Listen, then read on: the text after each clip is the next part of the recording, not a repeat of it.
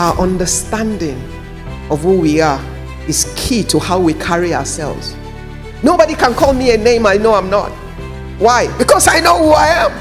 I don't care how you see things or what power you have to voice what you say. If it's not true, as I understand it in God, it's a lie, period. The legacy that you built, the inheritance that you want to give your children, you are writing the book of it now. Remember, you do not control tomorrow.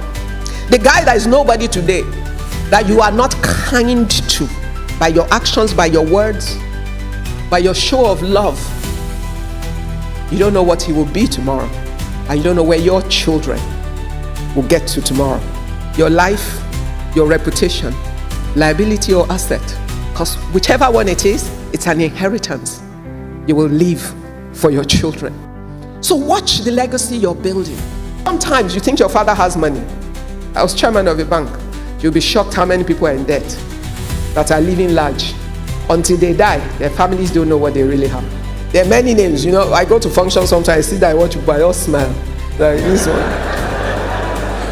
Empty posing. Their children, their wives think they are acting big. The day that guy drops dead, they're in trouble. It's love that builds a living inheritance.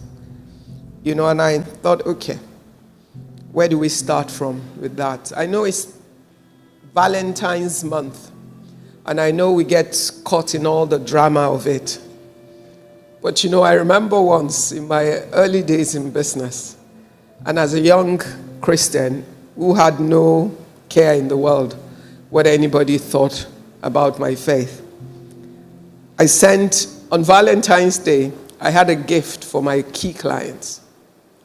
And I had someone make me these roses, and attached to the roses were Ferrero Rocher chocolates.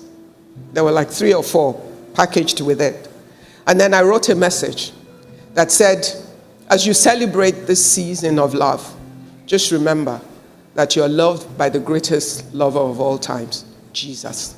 And I sent it out to my corporate clients. So you can imagine my madness. But it was exactly how I felt. And I remember most people called to say thank you. But there was one particular client of mine who was the managing partner of a global consulting firm that was working in Nigeria then. But he was a Muslim. And I didn't take recognition of anybody's faith when I sent the messages out. For me, it was simply, and he fell in the list of our top clients. And I sent it. And he called me and said, it's a very unprofessional gift. And I thought, okay, I just wanted you to know that you're appreciated on Valentine's Day, but that in my understanding, there's someone that loves you too. So it was a gift of love. The funny thing is that person remains my very close friend till today. And we actually have served on a board for, many years together with mutual respect and love for one another. And I haven't changed. I haven't stopped being the Christian that I am.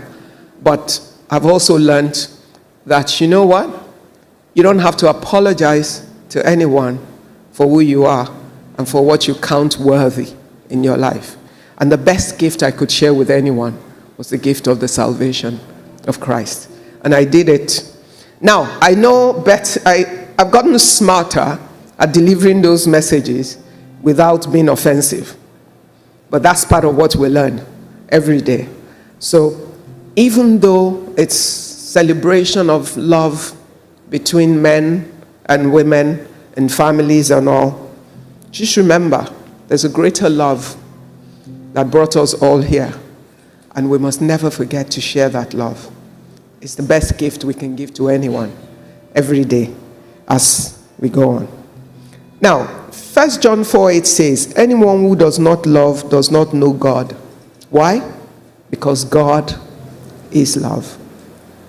So it's a little hard sometimes when we see people that are very Christian-y. And sometimes we wear our faith on our faces. Everyone that sees us can see that we say we're Christians. But it's more importantly that we live our faith than that we wear it as a garment. Because you know what happens with garments?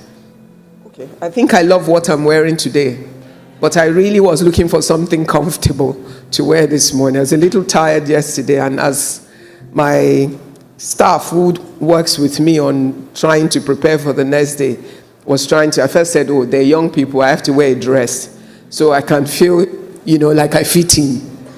And then everything she brought out for me was nice, but I was not in the mood to have to wear high heels and all of that. So I just said, you know what, just find me something. She said, wear boo-boo. I said, I'm not wearing boo-boo. Just find me something, it might be boo-boo-like, but not boo-boo. So I can at least feel a bit more stylish for the younger. So this was an effort for you this morning. I was trying to do that. But, we must try to decode what love really means. Why it's been so bastardized.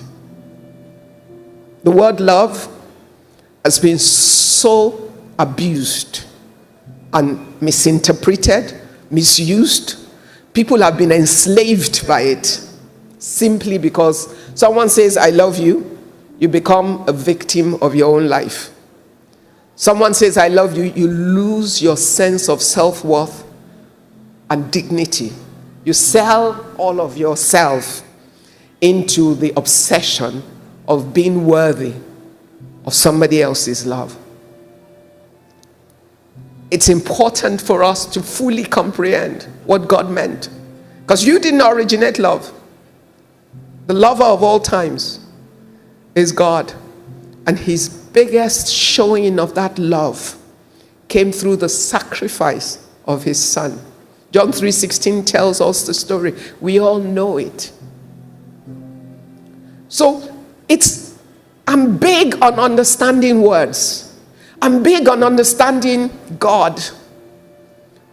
One of my most favorite scripture in the world is, they that know their God, they shall be strong and do exploits.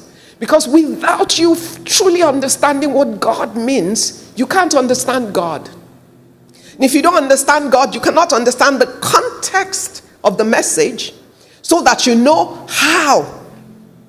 Yesterday morning to afternoon, I was hosting about 40 people. There was a group of school of founders from Yoke Business School in Spain who were visiting Nigeria. I'm an alum of Yoke. I've been serving on their board for the last 12 years.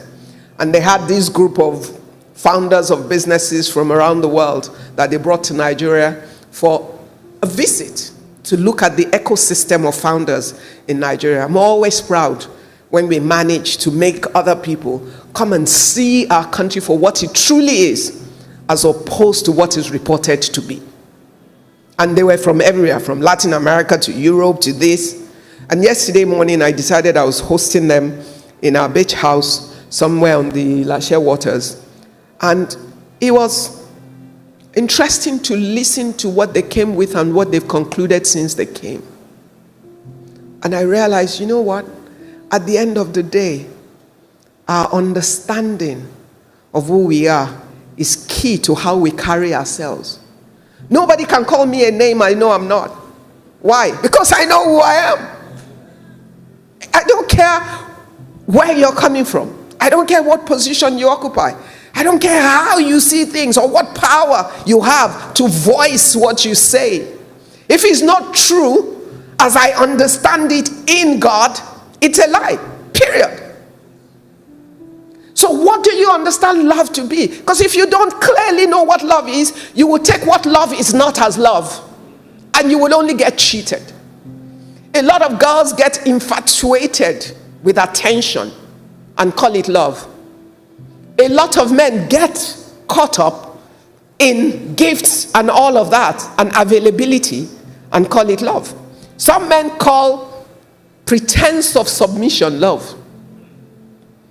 Look, you haven't met a more I'm a woman, so women, I'm not against you, but you're not in trouble until you're in trouble with a woman. That is the truth. You better be smart. I'm a mother of only boys. I have 3 sons. I'm the only girl in our house. So I also know the great power of minority power of control. Your children do it to you all the time.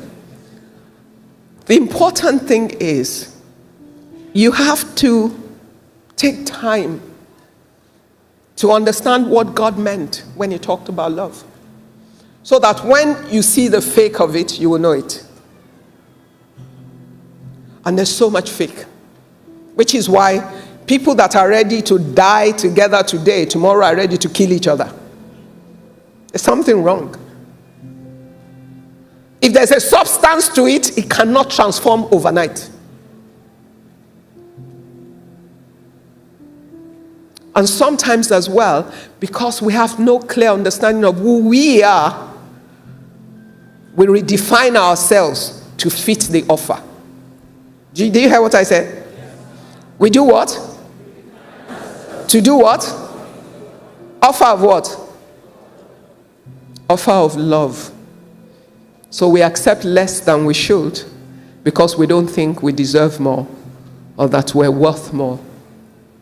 The originator of love is God. There's no panda of love. And if you're a child of God, do you know what panda means?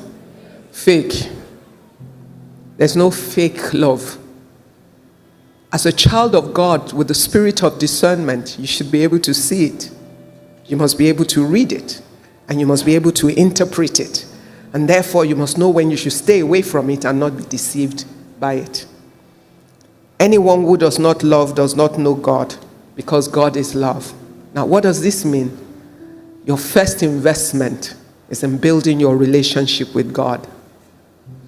When you build your relationship with God, because you are fashioned after his image, you're made in his likeness, your nature should be the nature of what?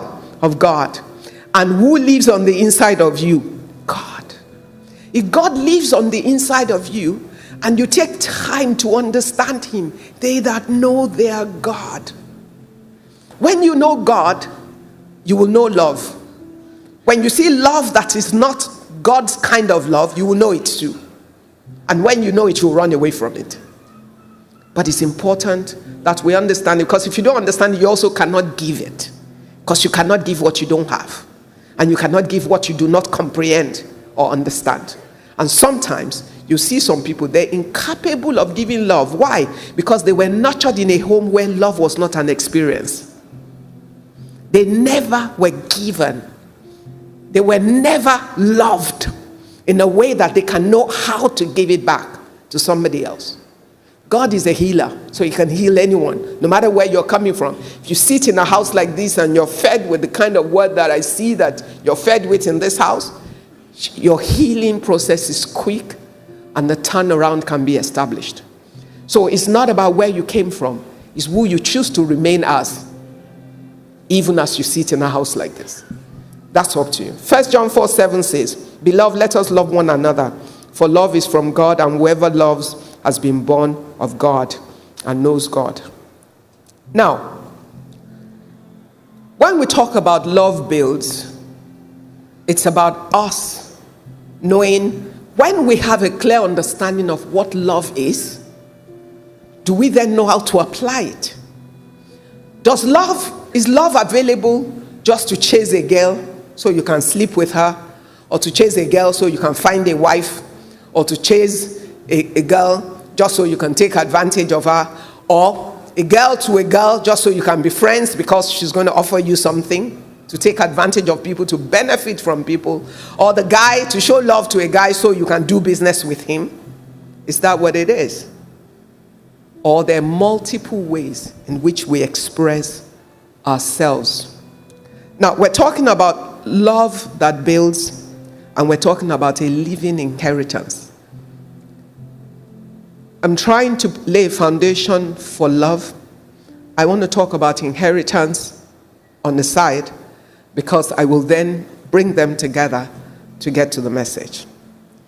Now, what does inheritance mean to you? I ask questions a lot. So this TV style will not work. What does inheritance mean to you? How many people did their father leave houses for? Put up your hands. There are a few older people here. A lot of you younger ones, they haven't left it to you yet. You are never sure who is getting it until you get it. You know what I mean? Okay. How many people have their fathers left money to? It's still the older people putting up their hands. Okay, you are still waiting to know.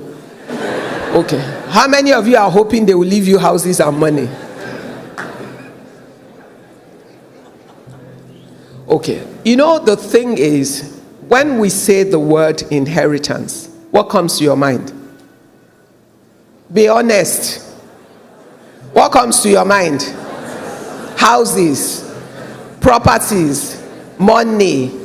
When they call you tomorrow and say your father left you 10 billion naira in account, what will you do? You dance.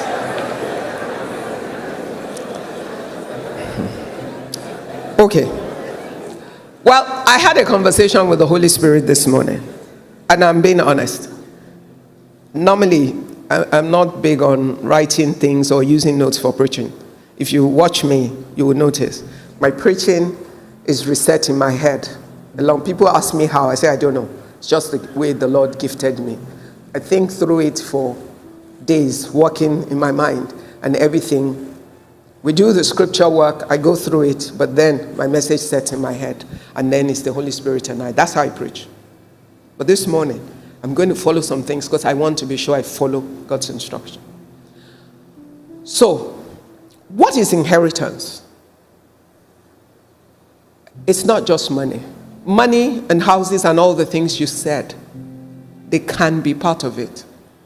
But however, I can tell you the house, the older people that raised up their hand and all that. See, the money their fathers left them a few years ago is not worth as much as they thought it was worth when their fathers passed. True or false?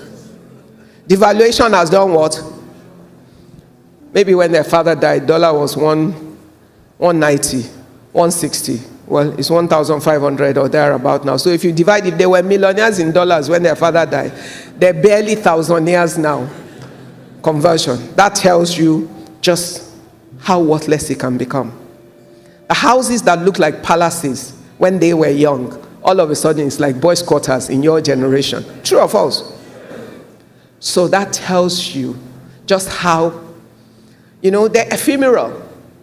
They're here today, you don't know where they are tomorrow. They're not as valuable as you might think. They can be, but time and seasons. As I was coming here, when we got just before the end of the Third Mainland Bridge, there's that area where they just pulled down all the houses that were built there. Does anybody remember? Are you sure some children were not already planning on the inheritance of those houses? Because their parents already built those houses and all that. But then government gets up and says it's illegal. The land belongs to government. And they came and destroyed everything. End of your inheritance. If that's what you were waiting for. It happens all the time. Houses get burnt. Things happen. Sometimes you think your father has money. I was chairman of a bank. You'll be shocked how many people are in debt that are living large. Until they die, their families don't know what they really have. Very true. Please, trust me. There are many names. I go to functions sometimes, I sit there, I watch people, I just smile. Like this one. Empty posing. It's true. Their children, their wives think they're acting big. The day that guy drops dead, they're in trouble. Because they're going to come for everything. But your real inheritance, and those things can be your inheritance. And the Bible says the blessings of the Lord, they make it rich, they add no sorrow. So when those things are gifts that come through God, through righteousness, in itself, if it's God's plan that that's how you will be blessed, He will preserve it in a way. So I didn't come to curse your inheritance. I'm just establishing a point. However, there are other kinds of inheritances that cannot be taken away from you. Remember, this is your month and you're focused on the family. Character. You're wondering, how is character and inheritance?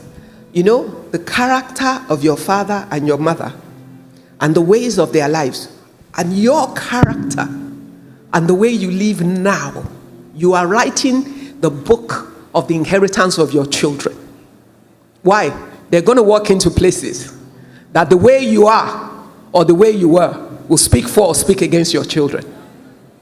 You gave them an inheritance by your behavior, by your legacy, by your kindness or your wickedness, by your empathy or your love, by showing up for people, by being an honest man that can be trusted, by being a businessman that people don't need to write all the contracts in the world and sign before they can do business with you. You are writing an inheritance for your children. Because one day, what happened to Mephibosheth? I'm sorry? Benefited from what? The relationship between who? Did he earn it? What was his inheritance there? Goodness, loyalty, relationship. But he benefited generations after. Even though, as a crippled guy that was in the back end of somewhere, how was he ever going to get there? But inheritance of the way his father was sought him out, and he benefited from it in more ways than any money that he could have thought, because everything plus more was restored to him, and he became a guest at the king's table forever. For the fathers and the mothers in the house, or those as waiting to be, so you can understand, it's not when you get married that you start building it. You're already building it. The legacy that you build, the inheritance that you want to give your children, you are writing the book of it now. You are living it. And you're a living inheritance because all of it is based on your acts of life. So when you look to your left and you look to your right, when you consider someone that you think is not as fancifully dressed as you, and you look them up and down and you think they are nothing just because you think you are someone today, remember, you do not control tomorrow. The guy that is nobody today, that you are not kind to by your actions, by your words, by your show of love, you don't know what he will be tomorrow, and you don't know where your children will get to tomorrow. That will speak for you or speak against you. Righteousness. You know, in this land, there are many people that we know that are supposedly big men or big women that supposedly have plenty wealth. But when things turn around and we see the flip side of them, how many of you would like to be the children of some of them? I'm trying not to name names so I don't get your church in trouble, because they will say I preached it here. But I'm sure you remember some, right? Just think of one person that used to be celebrated, and now you know the truth about who they are. Because why? Their unrighteousness became revealed. And on account of that, you would be ashamed to say you know them. But they have children. They have wives. That life has become their inheritance. Except, if you know, some girls are lucky if they are girls, because they will marry and change name. Sorry, guys. The girls sometimes can get away from it, because they will marry, they will change name, they will just be careful about telling you who their father is. But guess what? People always find out. Liability or asset. Your life, your reputation. Liability or asset. Because whichever one it is, it's an inheritance you will leave for your children. They're going to be explaining or trying to prove that they're not like you. So the energy to come from under is more difficult, while someone that is even at zero. So you see, some of you think, my father is nobody, my mother is nobody. You better be thankful. Why? If they leave you at ground zero, they leave you a chance to build your own reputation. You're not fighting to make up for the bad reputation you inherited. If they are at ground zero, you can move forward.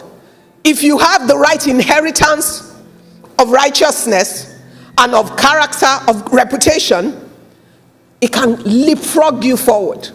Because a good name, they say, is what? It's better than silver and gold. It can open doors for you. It can lift you from the back end of nowhere as a cripple and get you to the altar. I always say I'm grateful for my very simple father. That's true. I come from a middle-class family like most of you. My father was a professional, went to school in England, the food technologies, worked in all the food industries, Nigeria, US.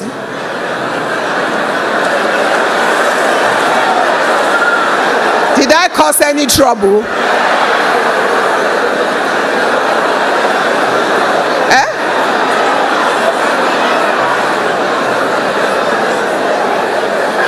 Okay, now I'm lost. What did I say?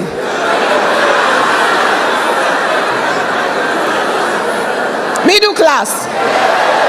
Me? I said my parents were. Oh, so in your church, we don't say middle class. So what are they? Because I'm lost, totally lost.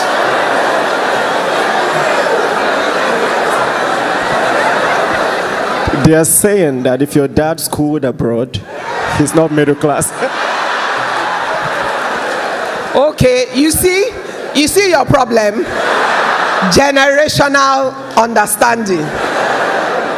Let me go to my peers. In the time of our parents, listen, in the time of our parents, every ordinary Nigerian who had the ambition to go to school abroad did not have to come from any rich family. First and foremost, they did not even need a visa to go to England, because we were a British colony. That's one. Two, there were scholarships abundantly for most of them. Two, the cost. I think my parents went on Elder Dempster. They had these ships that used to take 3 weeks or 1 month to get to London. Once you walk, and see, to explain it, my father's father was a policeman. Not even policeman, Akoda. Do you know what Akoda is? You understand? The policemen of then, their uniforms were brown, khaki and shorts. And they had this hat, and they had their stick, and they had their bicycle. My father first joined the police as a young man because it was like his father was. It was a good thing to be then as a young officer. In fact, my dad was one of those stunt riders that used to ride on those. He was a rascal in his own ways. So he was a stunt rider on the bikes and all of that. But he had ambition in his heart. He wanted to do more with his life. And all of them, all they had to do was save enough money to get on the Elder Dempster.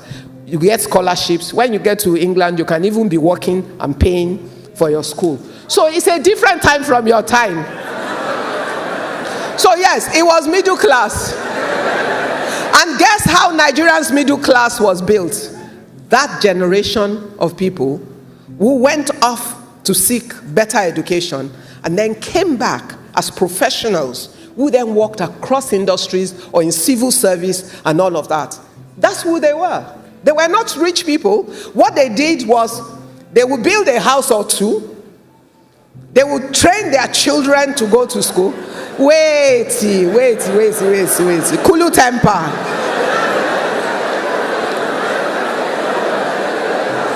You see the problem of Nigeria? Just wait. What you must learn is how to function in your own season. The context of each season is different. What is important is how do you, in your own time, this time, live above your generation or leap above your generation by understanding the context of your own season and walking above it. What parents like mine, who then, even though they came from, I don't know, were they even middle class at that point, but they could be ambitious And many of them that went to school abroad were from ordinary families. They had no... My father grew up in Ibadan, lived in Ibadan. When he was in the police force, in fact, as he used to show us, that he used to live in the barracks at Obalende. Then it was a decent barracks. It was not the barracks that they now destroyed. But they were policemen. But he knew he could do more with his life and decided he wanted to go abroad. And you will save your money, your salary, to make yourself be able to go. And you work with the time. If they say all of you can go to school abroad in London now without visa, how many of you will still be here? You see your wahala now. Okay, let's finish the story. My time is going. My father was a middle class man. For his time and his season, he was. And so he gave us a good education. You see, my father went to school abroad, but we went to school in Nigeria. Why? Nigerian universities were as good as universities abroad then. I went to Ife. Yes. Yeah. Great Ife. I went to Ife. Another of my sisters went to Ife. One of my sisters went to Benin. One went to Jos. My brother went to Ibadan. We all went to school in Nigeria. We went for postgraduate abroad when we could afford to pay for our postgraduate. Sound familiar now?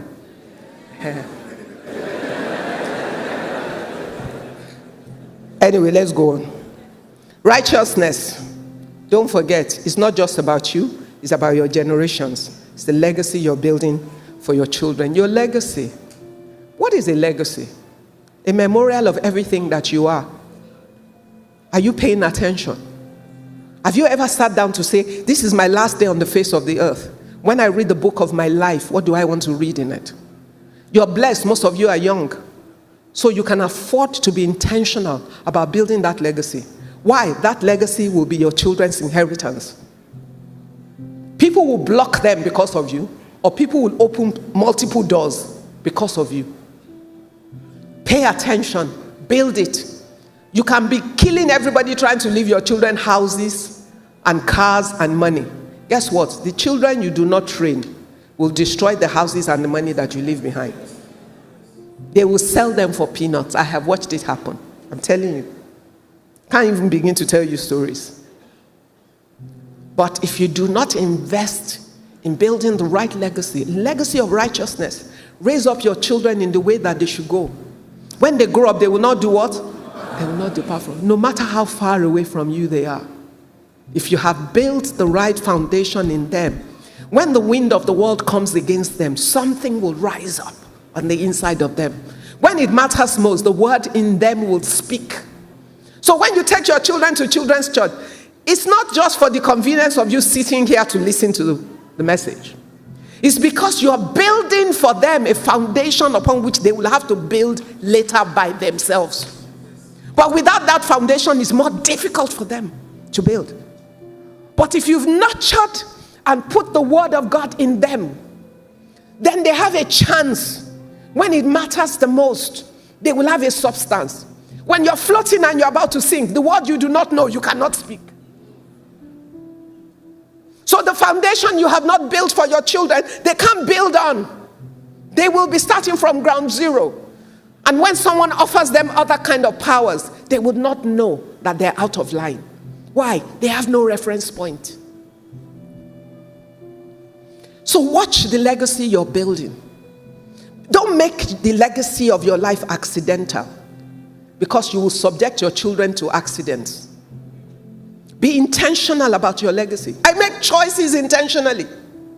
It's so convenient to do the wrong thing in this country. The places I sit, very easy. Because you know what? You can get so much by just complying. Do you know the cost of not complying? I make hard choices every day. I pay a price that people ask, are you mad? But I'm mad enough to know it's the right price for me to pay. I'm mad enough to follow God no matter the cost. I'm mad enough to know that when it's over, it's me and God. It's one woman and her God accounting for her life. I'm mad enough to know that when I'm gone, my life will speak for against my children. And I want them every day. I used to say to my children when they were younger, and they were arguing, you are insisting on something. I said, Mommy, like, why do you like to make things difficult for us? I said to them one day, I said, you know, at a stage in your life, you will come and thank me for all those things you think I made your life difficult by making you do. And so love is not indulgence. Love is not indulgence.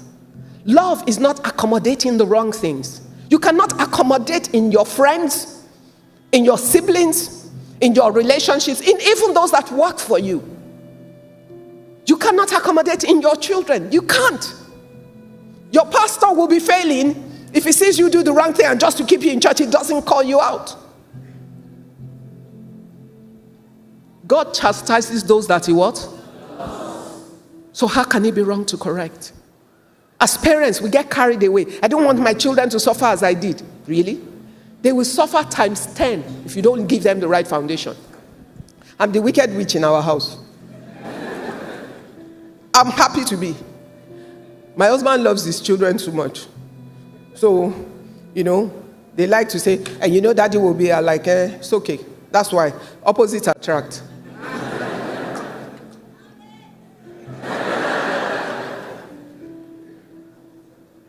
There are days you know that you must put your foot down.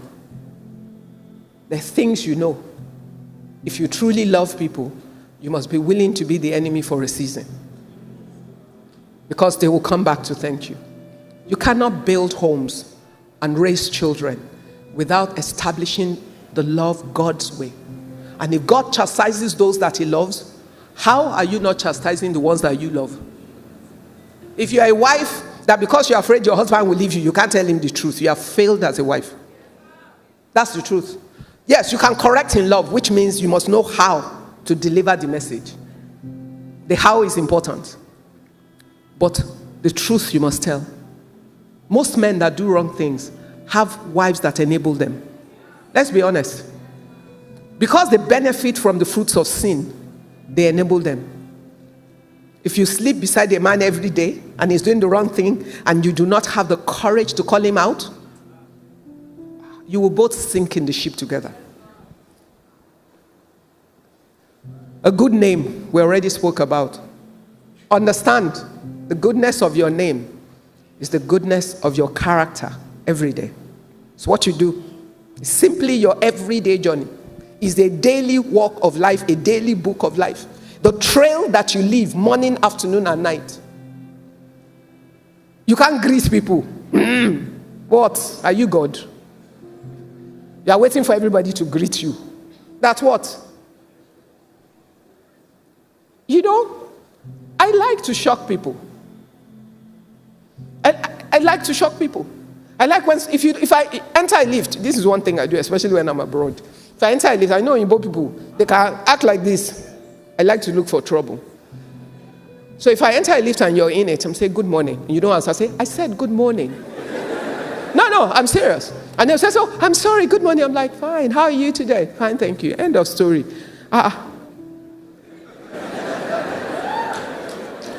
Let me tell you one funny story.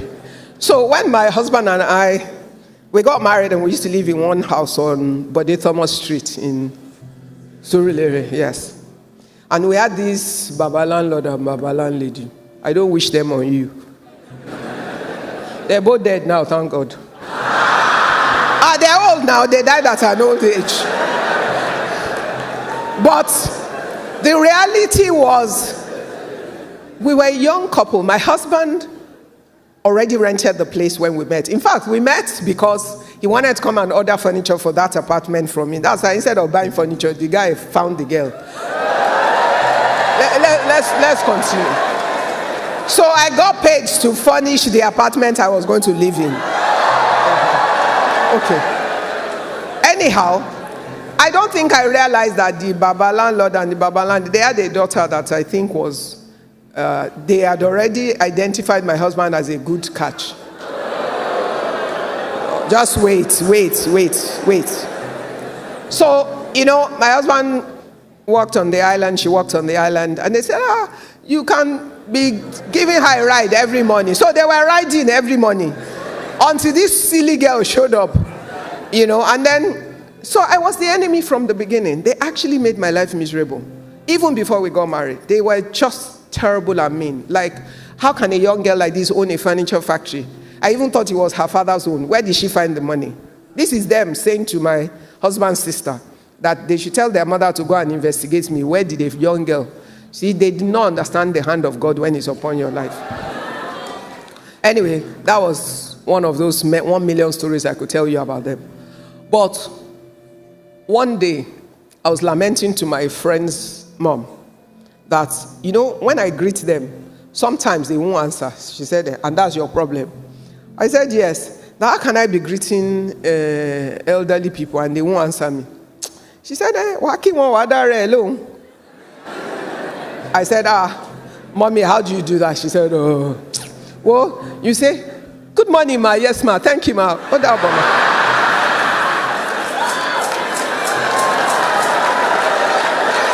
Life is simple. That once you greet them, imagine they've answered you, say the next thing, and say the next thing. And you know what? It works. Because instantly, I get the satisfaction as if I just had a normal conversation.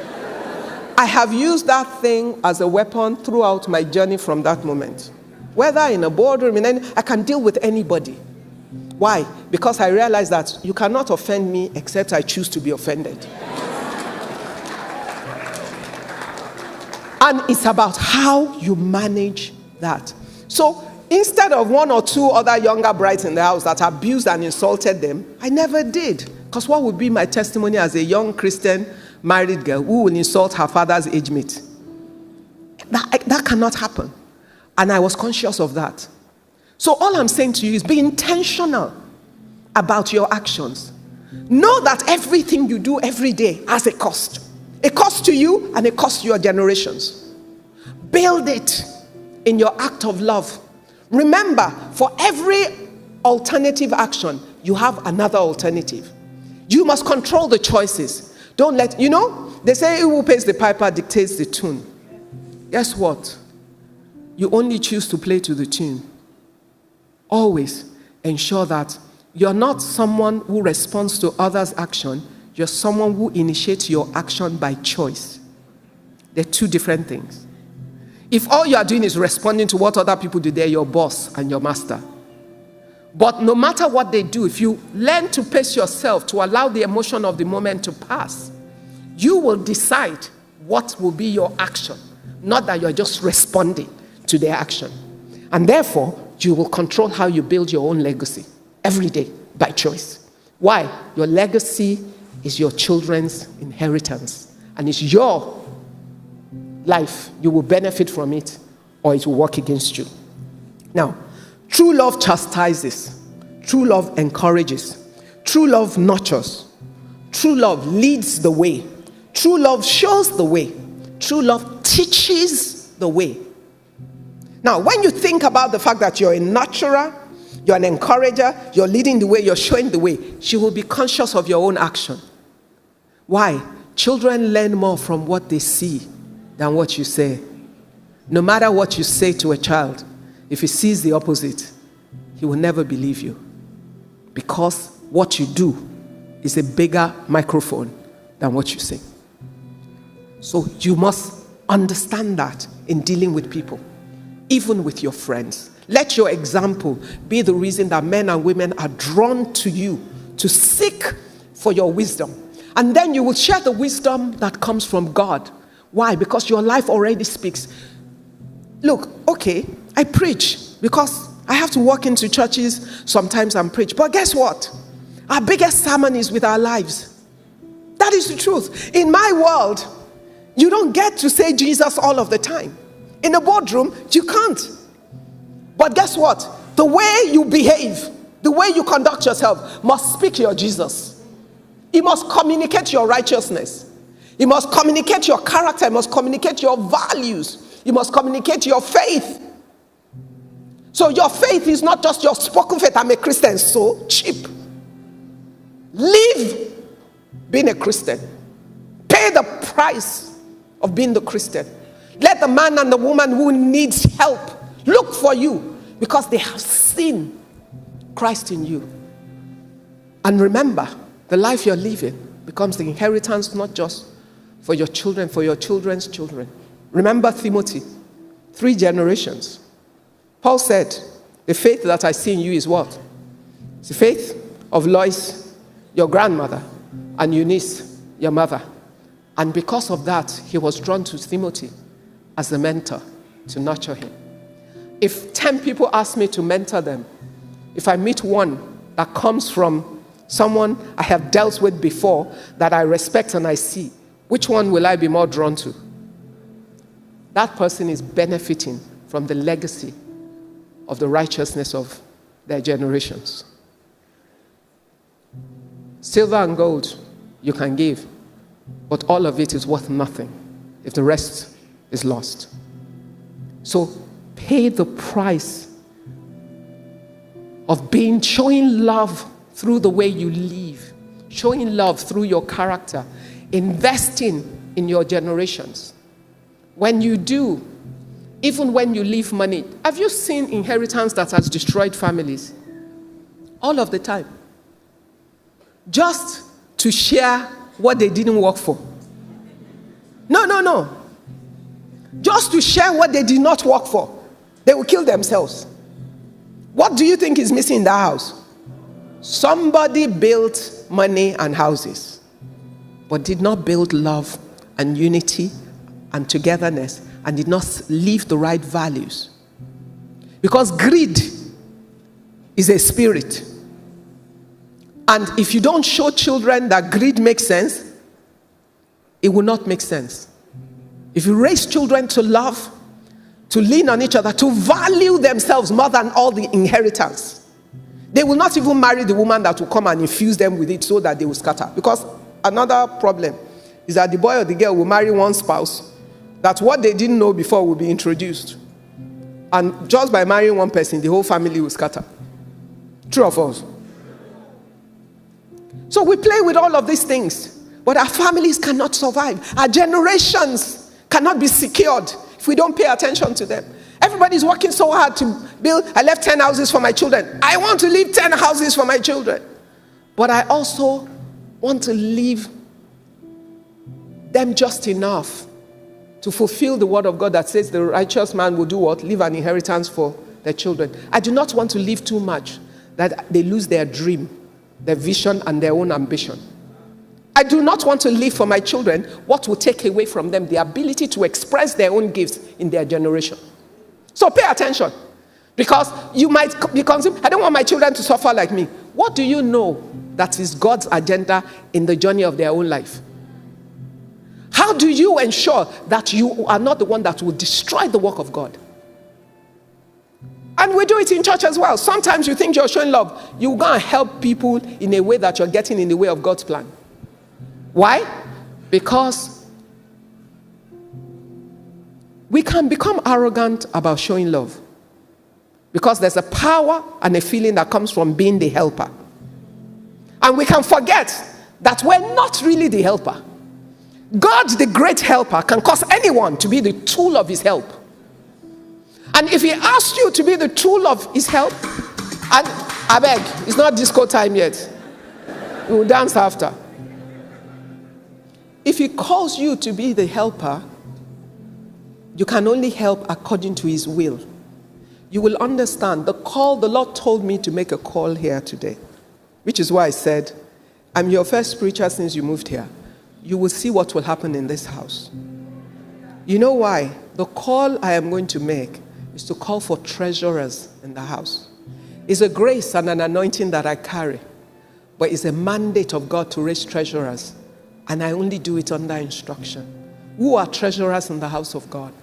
Those ones that the Lord has chosen to commit into their hands his resources for his own purpose. They will benefit from it. A hose attached to a tap will never run dry. Because the source is the tap, the water will continue to run through it. The hose will always be wet. I'm always wet. But even as I'm always wet, for the last 32 years, I have worked consistently with missionaries across the country. I run an organization that is called Christian Missionary Fund. I started it at 31. We have 1,350 missionaries working across this land. We support at levels, in different levels you can't imagine. Monthly supports go out to the missionaries, education of their children, medical outreach on their fields, facilities to support their work, their training, their retreats, and all that. I have a full-time, no, don't clap. I didn't tell you for that. I'm explaining it for the call. But the work is the Lord's. And when he told me at 31, I didn't even understand it. Thank God for a good pastor who showed me the way. Taught me how, sent me to mission school. And a good husband who supported my move and my assignment. My children were raised in it. Because they sat at all the meetings we were having in my house as we were organizing the events of Christian Missionary Fund. I remember one day, my 7-year-old second son at that point, he wanted to give at the events. And he said, Mommy, can I give all my savings that is with you? And I said, yes. So my children watched the project grow. They were raised in it. They will never encounter a need in the kingdom that they have capacity to meet that they will not meet. Why? Because it was an example they lived in. So what am I saying? A treasurer is a keeper of God's resources. And as you prove yourself to be true, the Lord will commit more into your hands. You will benefit from it, but you will also have understanding that it's not yours. When God calls for it, you will know. Now, when you don't own something, you don't give it anyhow. When there's a call on it, you will go to the source and ask him, is this something you want me to do? So even in your love of giving, you must be discerning and you must be a follower of God's instructions. Otherwise, sometimes you give amiss and you get in the way of God and what he's doing. So wisdom is required. A friend loves at all times and a brother is born for adversity. But even though we're friends that love at all times, and we can become even deeper in moments of trouble, even then, we must be people of the presence of God that will receive guidance and instruction from God. Because sometimes the devil will set you up and you put your hands to things that you shouldn't. So, love that builds. We can love, but our love must be productive in line with the purpose of God. It must be productive in line with the agenda of God. 1 Corinthians 13, 4-7 says, love is patient, love is kind. It does not envy. It does not boast, it is proud. It does not dishonor others. It is not self-seeking. It is not easily angered. It keeps no record of wrong. Love does not delight in evil, but rejoices with the truth. It always protects, always trusts, always hopes, always perseveres. Sometimes people around you will leap miles ahead of you. It's okay. If you're a man or woman who understands God, you will know that the seasons of our lives are different. Yours are mine. Some will run very fast, but they will slow down in the middle and pace out to the end. Some start slow, but they speed up much later, and they can run till the end. As it pleases the Lord, He ordains our lives. I know there were times, I was a smart kid through primary school, secondary school. Got the most outstanding student of the year at Methodist Girls High School. Went to university, and somehow it was a struggle. And I'm like, why? I'm a smart kid. In fact, at a point, I told my father I wanted to leave school. He managed to keep me there. I finished. Thought I wanted to be a chartered accountant. Went to serve in Akintola Williams, which is now Deloitte, but found out I hated it. I left even though they offered me permanent employment. But then I thought I'll still work in a bank. Then I went to work in a furniture company just to kill time. Well, I lasted 3.5 months only there. I left and went to start my own furniture manufacturing business. I was 25 going on 26 because I thought I don't like their values. And I could do what they do with the right set of values. At that point, I didn't even know Jesus, but I was raised with some values in my house. And those values were enough, even though I was a Muslim girl at that point. But God knew his plans for my life. And at the point that he knew that beyond my just being raised right and having a sense of wanting to do right, I would need more than that to survive what I needed to do. And so he took me in. 4 months to my wedding, I became a Christian. I didn't marry because I was looking for a husband or I was looking for money. No. I got married on my 28th birthday. I already had a manufacturing factory and 28 men working for me. By all standards for that time, I was a successful young girl going somewhere. So there was no pressure. But I got married, then continued my journey with the Lord, and he empowered me.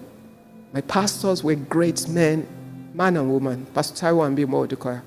They showed us how to live by this word. Completely, nothing added. And that set my foot and grounded me, helped me erase my children in the middle of that. Pastor Bimbo used to run Marriage Women's Fellowship. It was easy to learn how to be successful as a wife. And Pastor Taiwo believed in the gifts of women. And he invested so much in making sure we didn't doubt for 1 minute that we could change the world. And we ran with that. So when the environment that is created for you allows you, and you have understanding, you will also fight to make sure the environment continues to work. So it was clear to me I could win on all fronts. That I could be everything God made me to be, because my father raised us to be that. And that I could be successful as a wife in my home and invest in my children and still serve the Lord on multiple fronts. I know that must be the desire in the heart of your pastor. That's why he will set up sessions like this. Because you're a church of a lot of young people. But guess what? If you're focused on building the family, Fountain is a family church. Building the family and building the nation. That's what we're focused on. That's our pastor's mandate. So if you're in a place like this, you better take advantage of it. Raise your home, build it according to the pattern of the word. Don't be the husband that thinks your wife is only good enough if she's kneeling down to you every day. That's what? That you are God? No. The Bible says he who finds a wife does what? And does what? And obtains favor. If your wife is miserable and unhappy, when you pray, the Lord will not hear you.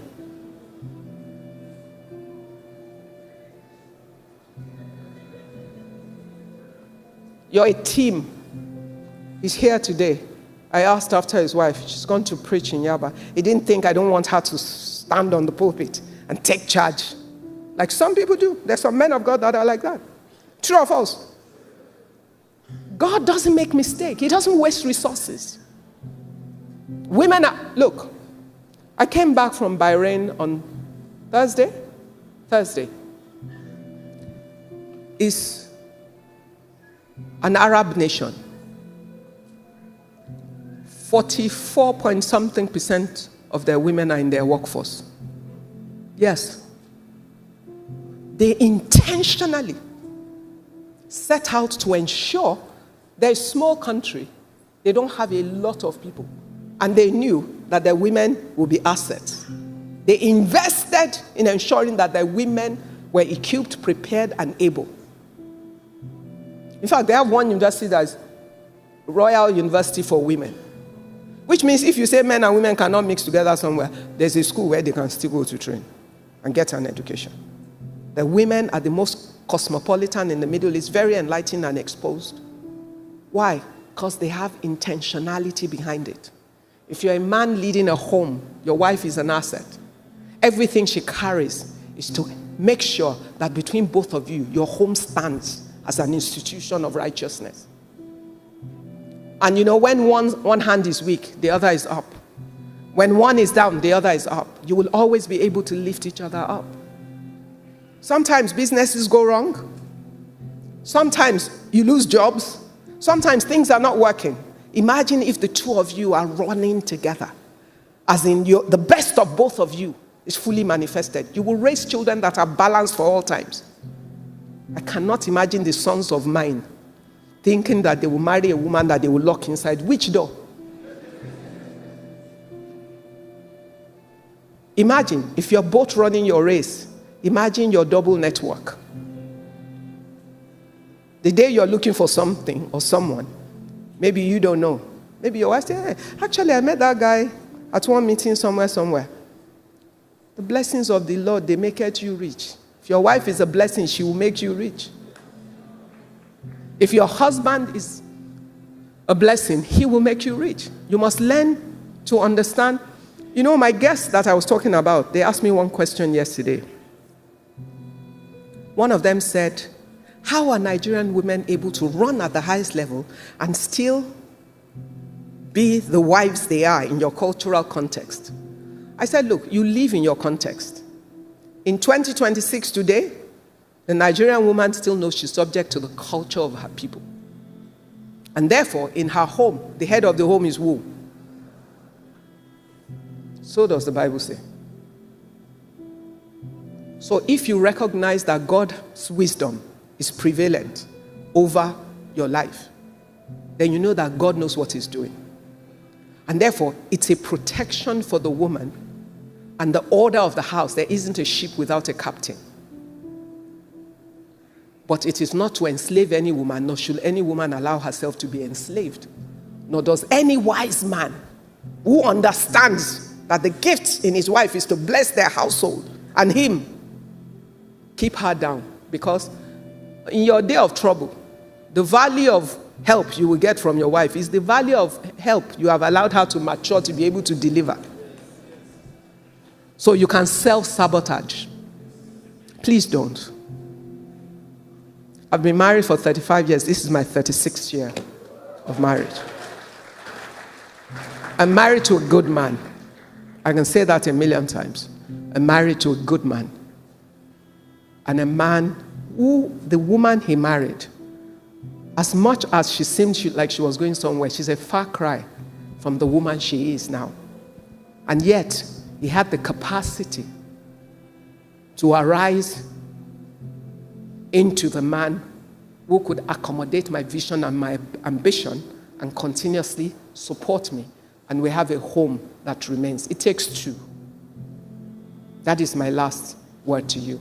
It would take two, the woman and the man. So your role in building your family, if you want your children to have a great inheritance, they must see a home that works. And it starts from that. So you guys work at building your unity and then create an enabling environment for your children. Then they themselves will become children of greatness.